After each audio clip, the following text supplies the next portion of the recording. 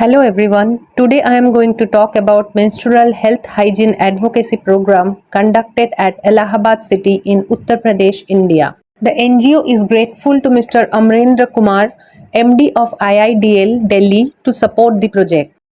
In Uttar Pradesh for 10 days, NGO conducted a total 37 advocacy sessions. Swadha NGO has initiated 3 days programs for 10 schools to educate girl children about the menstruation cycle, its myths and taboos attached to this natural process. UP is a huge state, thick population and maximum numbers of schools are there in the state. The principal and teachers of Sanskar International Schools in Allahabad found the topic is very interesting and allowed boys and girls to sit together. In Allahabad city, the sessions conducted on 22nd, 23rd and 24th August 2024. NGO successfully presented the topic and given all their questions answers promptly and elaborate. We found there are so many stigmas attached with the topics.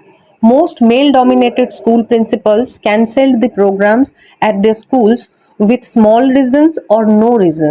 Many schools have been proactive in promoting Menstrual Hygiene Day each year in the month of May, particularly in India.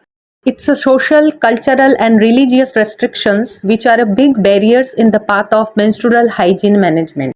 In many parts of the country, especially in rural areas, girls do not know about the matter of periods. Menstrual hygiene advocacy programs help to reduce anxiety and stress and build self-esteem.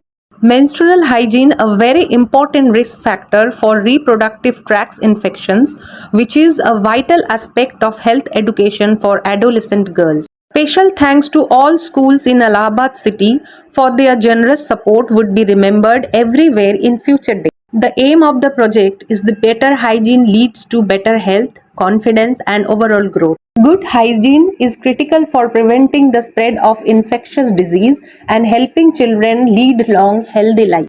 It also prevents them from missing school, resulting in better learning outcomes. The objective of the project is menstrual health and hygiene interventions can help overcome these obstacles. Not only do they fulfill the unmet demand for menstrual hygiene products, they also protect dignity, build confidence, and strengthen sexual and reproductive health, particularly among adolescents. In Allahabad city, we observed amazing social support as the girls do not want restrictions and taboos while they start their period. Still, practical and emotional support is required from the peer groups where girls can talk and exchange their experiences in front of men, boys, teachers and parents, so they can understand what girls are experiencing and can provide support to help break down the barriers. From the NGO, these sessions have taken by Mrs. Eva Atavia, Managing Director, and the team of 3 senior social workers as Ms. Monali Roy, Ms. Geeta Nair and Ms. Tessie Fred. Thank you for the listening and need your support to conduct more sessions.